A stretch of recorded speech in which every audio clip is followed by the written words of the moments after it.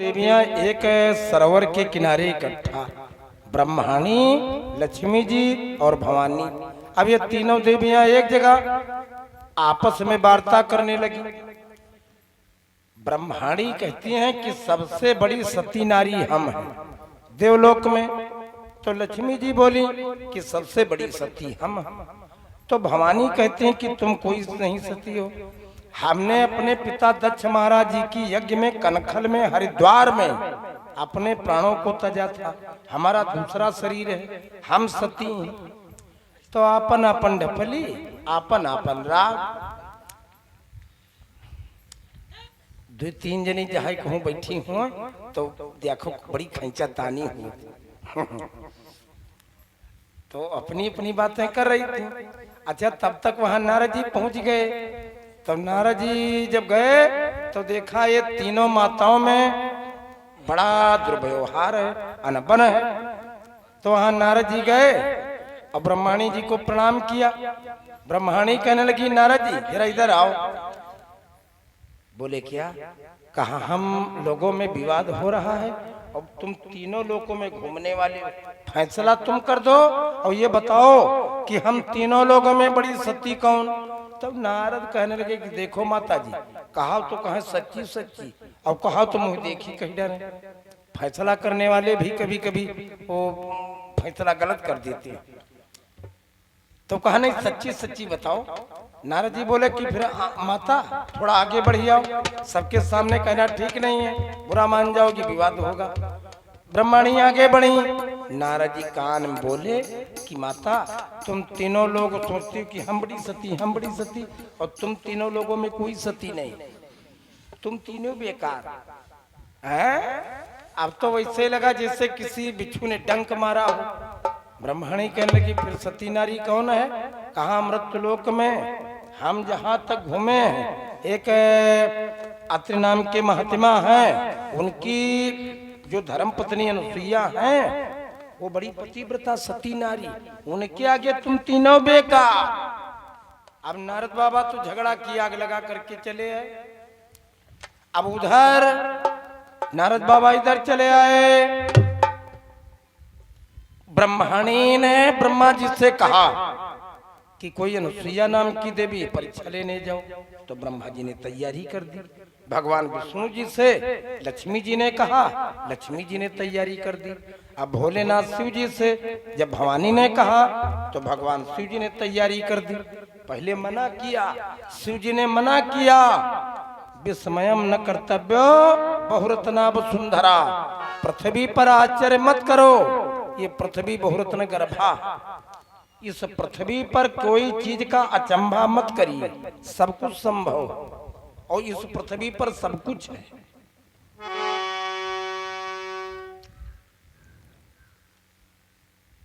बहुरत्न गर्भा। भक्तों, जैसे माँ के गर्भ से बालक जन्म लेता, वैसे धरती माता का जो गर्भ है, इस धरती के अंदर डीजल, पेट्रोल, सोना, चांदी, तांबा, जस्ता और गैस, कोयला, अभ्रक, मैग्नीशियम, जस्ता, ये सब चीजें धरती में हैं, इसलिए इनको बहुरत्न गर्भा कहा गया। और धरती के ऊपर एक से एक धर्म को धारण करने वाले धर्मात्मा, धरती पर धर्मात्मा। धरती का नाम धरती जानते हो क्यों? ये धरती पर धर्मात्मा लोगों के धर्म के द्वारा ये ठहरी हुई है, ये पक्की बात जान लीजिए। इस धरती पर क्या क्या बना है, बड़े बड़े पहाड़, बड़ी बड़ी इमारतें, बिल्डिंगें, बड़े बड़े पेड़, ये धारण करने वाली, इसलिए धरित्री। भगवान शिव जी चल पड़े। अब ब्रह्मा जी, विष्णु भगवान और शिव जी ये विचार करने लगे, परीक्षा लेने के लिए चल रहा है, भेष बदल लिया अपना, महात्मा बन गए। महात्मा बन करके मैया के दरवाजे पर गए, अलख जगाई। माता जी कुटिया से निकल आए, दरवाजे पर देखा महात्मा। अरे तीनों महात्मा बोले, माँ तुम्हारा नाम सुन करके आए हैं और सुना है बड़ी अतिथि की सेवा करने वाली हो, बहुत धर्मात्मा हो, हम माता भूखे बहुत हैं। मैया अनुसुईया को क्या मालूम, ये महात्मा लोग नहीं है, देवता हैं। उसने कहा कि सुनो, हम भोजन कराएंगे। और जैसे भोजन करवाने का वचन दिया, वो तीनों महात्मा लोगों ने ताली बजाई, कहने लगे माँ तुमने बिना विचार किए वचन दिया है, और हम महात्मा लोगों की एक शर्त है, ऐसे हम नहीं भोजन करते, ऐसे नहीं भूखे घूम रहे हैं, हमारा भूखे रहने का एक कारण है। माता जी बोली क्या? महात्मा लोग कहने लगे कि सुनो मैया, बस नहीं न मोहि भोजन दीजे, और नहीं तो श्राप शीस पर लीजे। हमारा ये नियम है कि अगर कोई माता भोजन करवाती है, निर्वस्त्र होकर नग्न होकर के जब भोजन परोसती, तब हम भोजन ग्रहण करते हैं, और अगर अब तुमने आनाकानी की तो तुमको श्राप देंगे। तो मैया ने विचार किया, अब तो चक्कर में पड़ गई, हमारे पति देवता यहाँ नहीं, वो तीर्थों की परिक्रमा में गए, अब ये महात्मा लोग भूखे आए, हम बड़े चक्कर में पड़ गए। तो विचारक लोगों ने कहा है, और गोस्वामी जी ने कहा है, अतिथि विमुख द्वार ते जाई, और जीवन के सब पूर्ण नसाई। दरवाजे पर से जब कोई विमुख जाता है, आपकी किसी कामना से कोई आया, और आता व्यक्ति कब है तुम्हारे दरवाजे पर? या तो तुम्हारे प्रभाव से, या तो अपने स्वभाव से, या तो दिल के लगाव से, या तो किसी चीज के अभाव से। भाई अगर तुम्हारा बड़ा दबदबा है, बड़ा रुतबा है, इसलिए वो तुम्हारी खबर पा करके आया, और या तो अपने दिल के लगाव से तुमसे बड़ा प्रेम करता तो तुमसे मिलने आया है, और या तो आया है किसी अभाव से, उसको किसी चीज की कमी है, वो तुम्हारे यहाँ हेल्प लेने आया, मदद लेने आया, इसलिए आया है। तो जो कोई दरवाजे पर आ जाए, देखिए कहता है गृहस्थ, अगर आपके दरवाजे पर कोई भिखारी आ जावे तो भिक्षुक को भिक्षुक मत मानिए, उसको शिक्षक मानिए, वो हमको कुछ बताने आया। और ये जो भिक्षा लेने वाले हैं तो बहुत लोग इनको देते नहीं, फटकार देते हैं, लेकिन नहीं, दरवाजे पर कोई भिखारी भी आ जावे तो उसको बैठाओ, और उसको कुछ शरबत पिलाओ या चाय पिलाओ, उसको खाने को बिस्कुट दो, उसको आदर करो। तुम्हारा क्या जाता है? तुम्हारे नानुकुर करने से क्या है? उल्टा काम, वो तुम्हारे पुण्य लेकर के जाएगा। और भिक्षा अगर तुमने उसको दे दी तो तुम्हारे द्वारा जितने पाप हो जाते हैं वो भिक्षा में पाप चले जाते हैं।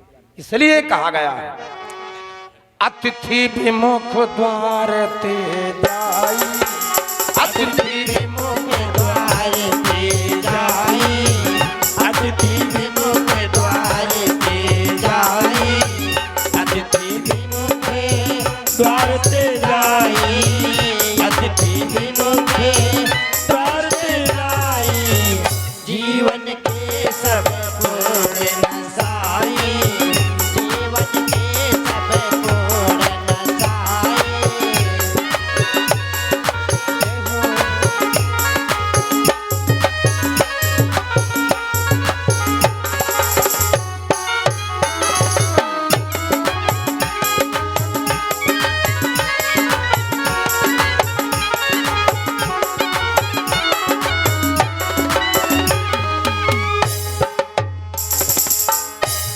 अतिथि विमुख द्वार ते जाई, और जीवन के सब पूर्ण नसाई। भैया ने सोचा अब इनको दरवाजे पर से विमुख कैसे जाने दें। उसने ध्यान किया, जैसे अपनी तपस्या का ध्यान किया, ध्यान लगाया तो सारा हाल मालूम हो गया। वो जान गई, अच्छा ये ब्रह्मा विष्णु महेश ये तीनों देवता हमारी परीक्षा में आए। बोली बस बस बस बस, अरे जन्म जन्म मुनि जतन कराही, अंतराम मुख आवत नाही। अरे न मालूम कितने ऋषि मुनि तपस्या करते हैं और ये ब्रह्मा विष्णु महेश दर्शन नहीं देते, दर्शन की दरकिनार, मुंह में राम का नाम नहीं आता। देखो कोई बूढ़ा बाढ़ा आदमी हो मरणासन स्थिति में तो सब कुछ कहेगा, राम राम नहीं करेगा, भैया भैया दादा दादा हाय हाय दादा चिल्लाई, और वो भगवान का नाम नहीं मुंह में आता ही नहीं है। सेठ जी थे तो 10 रुपया सैकड़ा पर ब्याज देते थे। अब कोई गरीब अगर फंस जाए तो ब्याज इतना बढ़ जाए कि उसकी जमीन वमीन भी लिखवा लेते थे और सोना चांदी कंगन गिरवी रख लेते थे। धीरे धीरे बहुत धनवान हो गए। अब बीमारी इनकी बढ़ती चली जाए तो सेठानी का डर बढ़े। सेठानी कहती हैं कि तमाम सब ये लूट घसोट करके रखते हो, न कथा सुनते हो, न भागवत, और न तीर्थ यात्रा दान पुण्य करते नहीं। सेठ जी कहन के तुम महामूर्खा हो, ये सब बुढ़ापे का काम। अब एक दिन की बात, सेठ जी की आवाज चली गई। अब जब आवाज चली गई, अब बोलते कुछ नहीं है, टुकुर टुकुर देख रहे हैं। तब सेठानी घबराई और सेठानी ने एक डॉक्टर को बुलाया। डॉक्टर साहब आए, डॉक्टर ने थर्मामीटर लगाया, जांच की, कहने लगे बहुत लेट कर दे। तो लास्ट घर वाले बोले क्या? अरे कहा 2-3 दिन की और मेहमान है। तो अब क्या हुआ? घर वाले लड़के कहने लगे कि डॉक्टर साहब ट्रीटमेंट करो, कुछ इनका उपचार करो। अरे कहने लगे 2-3 लाख रुपया लग जाएगा और 2-4 दिन अगर जिंदा रहे तो उसे फायदा क्या, बस खाने पीने दो। बड़ा लड़का कहने लगा डॉक्टर साहब तुम 3 लाख की बात करते हो, अरे 3-4 करोड़ का मामला है। तिजोरी की चाबी नहीं मिल रही कहाँ रखी, और ब्याज वाला रजिस्टर नहीं पता कहाँ रखा। तो तुम ऐसा करो, ये 10-5 मिनट अगर बोल दें इतने में हम लोग पूछ लेंगे, तुम दवा दो शुरू करो। तो डॉक्टर साहब ने इंजेक्शन लगाया। सेठ जी के शरीर में कुछ गर्मी आई, उठ करके बैठे। सेठानी बैठी थी पलंग के पास और पकड़ पकड़ अंगूठा दाबे गोड़े क्या कहाँ आई, अब राम राम कहा। जब कुछ गर्मी आई, बड़े वाले लड़के ने कंधे पर हाथ रखा, कहा पापा पापा वो तिजोरी की चाबी कहाँ? मंझला लड़का आंगन में खड़ा, कहा पापा वो ब्याज वाला रजिस्टर कहाँ? बहुरिया आंगन माई कहे लग पूछो उसो ने कंगन कौनी अलमारी में धरे। अरे इतने पर सेठ जी का मुंह खुला कुछ बताने के लिए। तो गाय बंधी थी, गाय का वो बछड़ा बंधा था। अब बाहर करके किसी ने झाड़ू उसी जगह खूंटे के पास में डाल दिया और बछड़े ने वो झाड़ू मुंह में दबाया और झाड़ू चबाए रहा था। तब तक सेठ जी की निगाह पड़ी। सेठ जी से लड़के ने पूछा चाबी कहाँ है, रजिस्टर कहाँ? बहुरिया पूछे कंगन कहाँ? और सेठ जी ने देखा तो सेठ जी बोले बहुरिया बछड़ा झाड़ू चबाए। बहुरिया बछड़ा झाड़ू, 5 रुपया का नुकसान सेठ के प्राण ले गया। न रजिस्टर भी बता पाए, न तिजोरी चाबी बता पाए, न रामाई राम बताए कह पाए, न कंगनोई बताए पाए। 5 रुपया के नुकसान हम प्राण गए।